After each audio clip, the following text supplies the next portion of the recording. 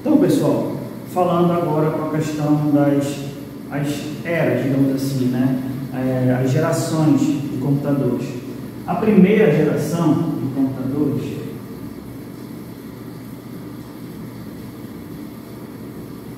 eram chamados de computadores valvulados, porque eles eram formados basicamente por válvulas. O problema é que essas válvulas elas queimavam com muita frequência, tá? Então eles tinham uma velocidade para aquela época muito boa. Hoje em dia qualquer máquinazinha de calcular é mais rápida que um computador valvulado daquela época. A gente lembrando aqui de algumas máquinas dessa época, podemos falar do ENIAC, Mark I, tá? Na segunda geração de computadores, já surgiram os transistores.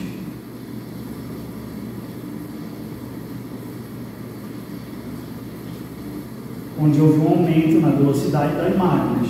Inclusive, os físicos que criaram o transistor receberam o Nobel de Física 10 anos após a criação do transistor, justamente pela criação do transistor. Na terceira geração, surgiram então os circuitos integrados.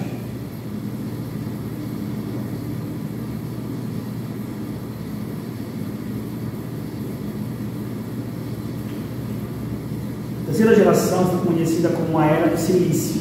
Por quê? O circuito integrado ele é uma placa de silício, tá? Onde nelas vinham resistores, capacitores, fusíveis, por aí vai.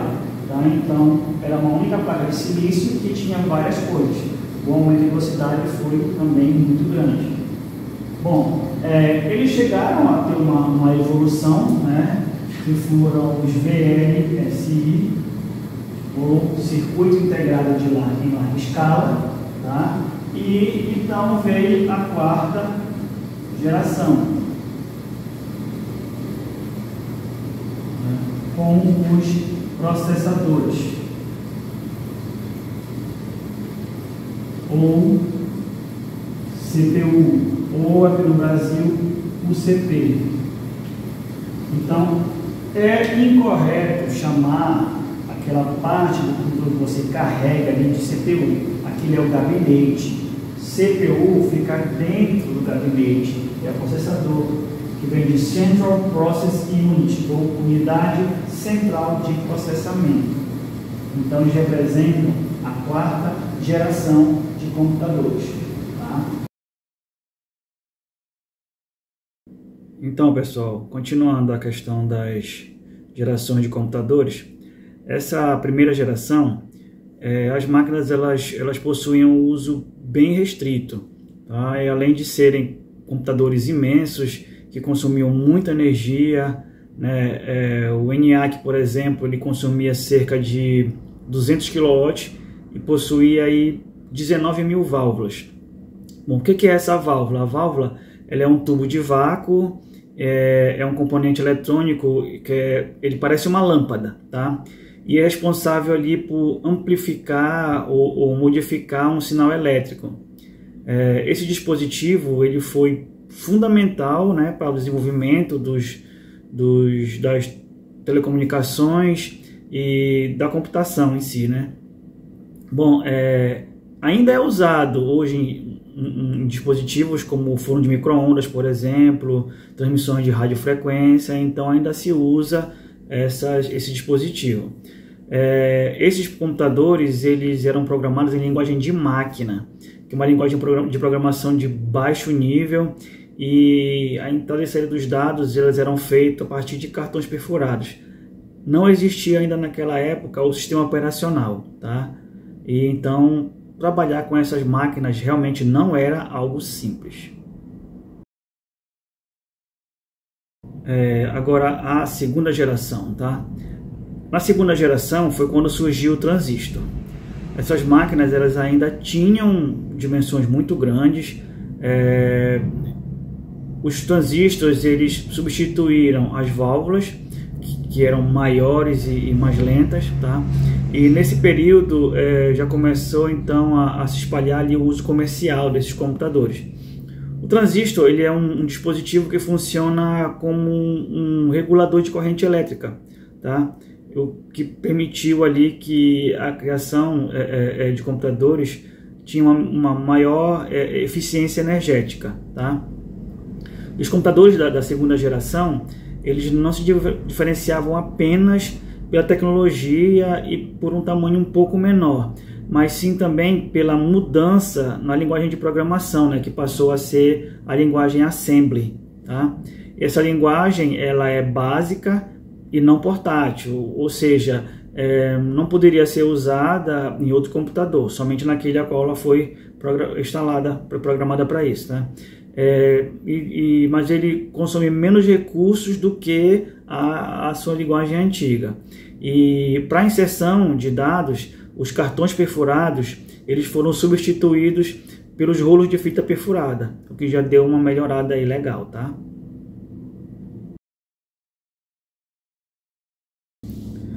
Bom, a terceira geração.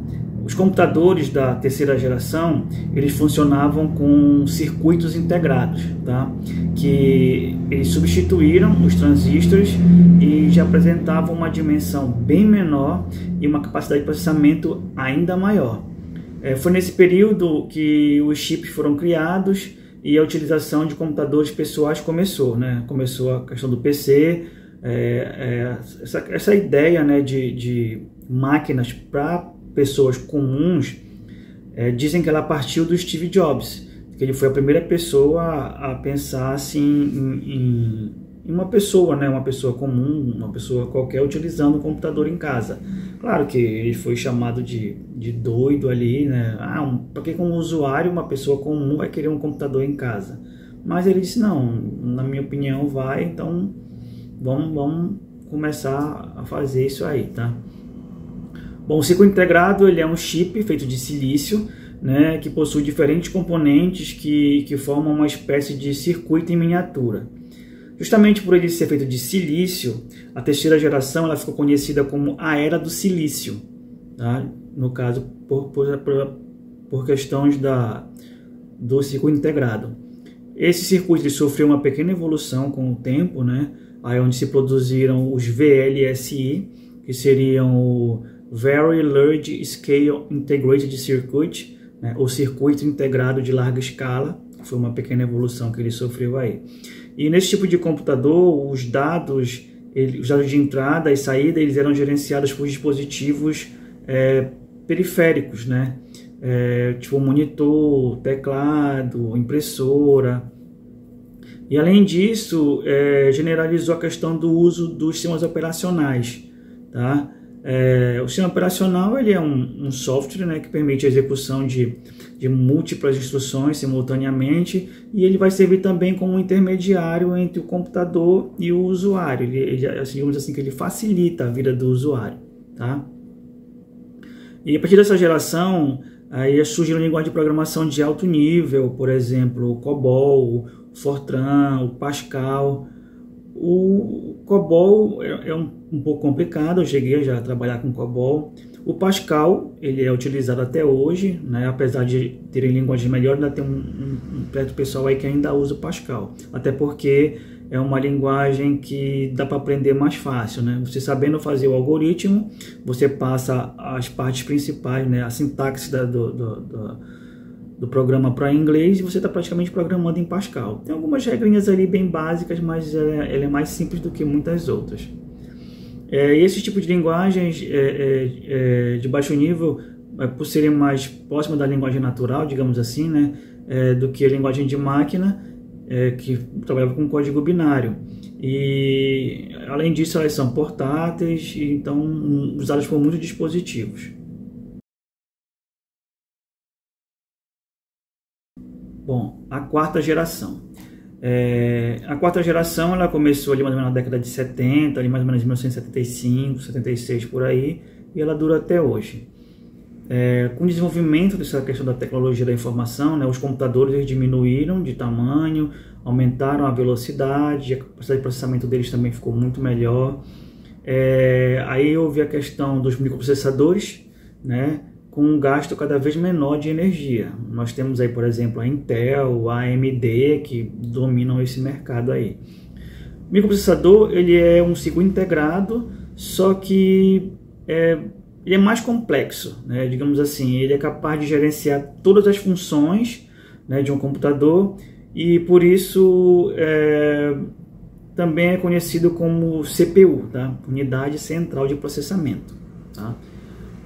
Nessa época, ali, a popularização dos disquetes, né, que permitiu ali separar o usuário do programador. O disquete você poderia armazenar dados. Na época, o último disquete ele armazenava, se não me engano, acho que de 3,5, ele armazenava 1.44 mega, né? Hoje em dia você vê, 1.44 mega não é nada, né? Mas para aquela época ali era muita coisa. Você comprava um computador naquela época que teu HD tinha 1 GB, você tava, caramba, meu HD tem 1 GB, isso na década de 80 já. Você fala, o computador tá com 1 GB de HD, era muita coisa. Aí se popularizou também a questão de se copiar, né? Poder copiar softwares em disquete e distribuir, sem necessidade de você realizar um programa para cada máquina. Eu lembro que para instalar o Windows, quando veio o Windows 95, eram 12 disquetes. Você inseria um disquete, ele ia instalando aquela parte, aí ele cuspia o disquete, pedia outro, você tirava e inseria o segundo, aí ele ia continuar instalando. Aí quando terminava ele cuspia, inseria o terceiro, você tirava e inseria o terceiro, e assim ele ia até o 12º. Nesse período ali, mais precisamente na década de 90, houve uma grande expansão aí em computadores pessoais, né? E também ela foi caracterizada por incluir 2 tipos de memória, no caso a memória ROM e a memória RAM.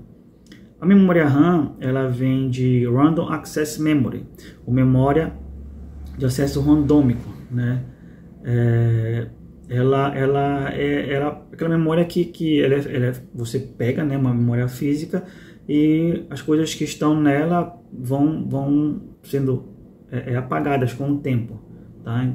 E a memória ROM vem de Read Only Memory, memória de leitura, onde os dados dela não podem ser apagados assim facilmente, tá? Ela vem com configurações de fábrica que fazem a tua máquina funcionar. Ela testa as peças da tua máquina para que essa máquina funcione bem. E esses tipos de computadores aí da 4ª geração, eles já utilizavam uma linguagem de programação já de alto nível, né? Como C++, Java, Python, JavaScript. Nós temos aí o Python hoje que está sendo bem utilizado. E a entrada e saída, tinham dispositivos periféricos para isso já, por exemplo, além do teclado, né, você tinha o scanner, CD, DVD, né, até que surgiram então depois os pendrive, né? E o tamanho dele diminuiu muito, os custos de produção também ajudaram para ir barateando, digamos assim, para que ele fosse vendido então em massa, né? Esses PC foram vendidos aí em massa. Além disso, surgiram, digamos assim, softwares integrados, né? A partir da virada ali do milênio. Aí começaram a surgir, por exemplo, os computadores de mão, né? Smartphone, iPod, iPad, tablet, os notebooks aí. E também vai incluir essa questão da conexão móvel, navegação na internet e tudo mais.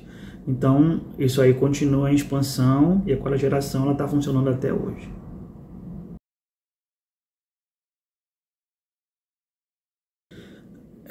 Assim, alguns estudiosos eles estão falando já na questão da 5ª geração de computadores, né?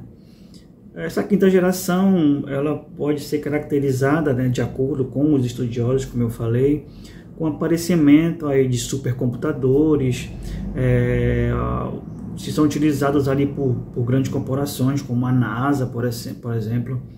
Nessa geração é possível avaliar também a questão da evolução da tecnologia multimídia, a robótica, a internet e, mais precisamente, a inteligência artificial. Essa 5ª geração ela é composta pelos dispositivos assim, já criados ou em processo de criação, né? que, digamos assim, possam incorporar tecnologias como inteligência artificial, computação quântica, nanotecnologia. Pessoal, isso não é só filme, isso não é só ficção. Isso realmente existe, realmente já está sendo utilizado.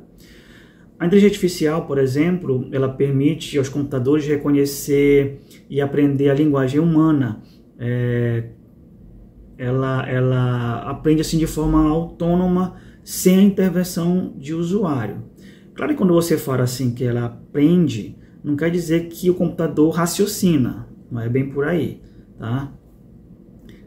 A incorporação de tecnologia quântica, por exemplo, ela permitiria aos computadores trabalhar com enorme quantidade de dados que ainda não são possíveis de processar, tá?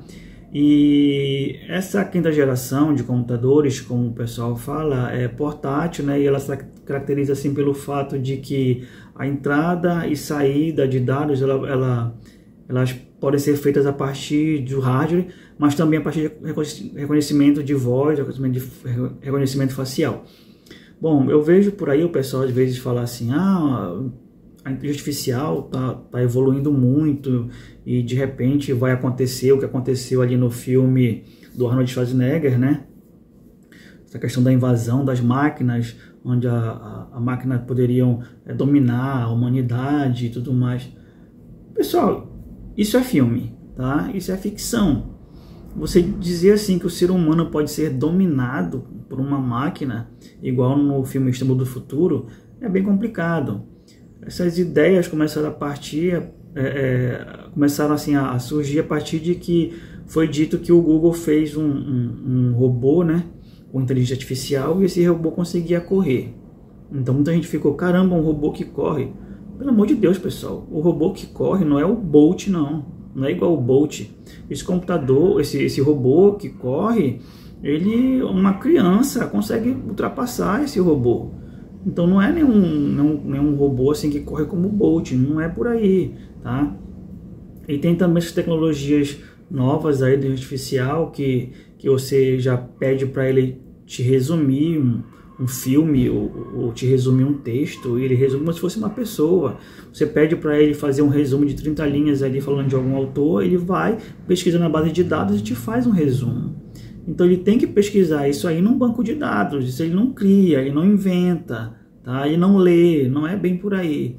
Então não é para dizer assim, nós temos que ter medo porque nós podemos ser dominados pela máquina. Então não é bem assim, tá? Bom, pessoal, esse é o nosso vídeo de hoje. Sigam aí, se inscrevam no canal, deem seu like e com o tempo vamos trazendo mais e mais conteúdos aí para vocês, tá? Um abraço, até a próxima.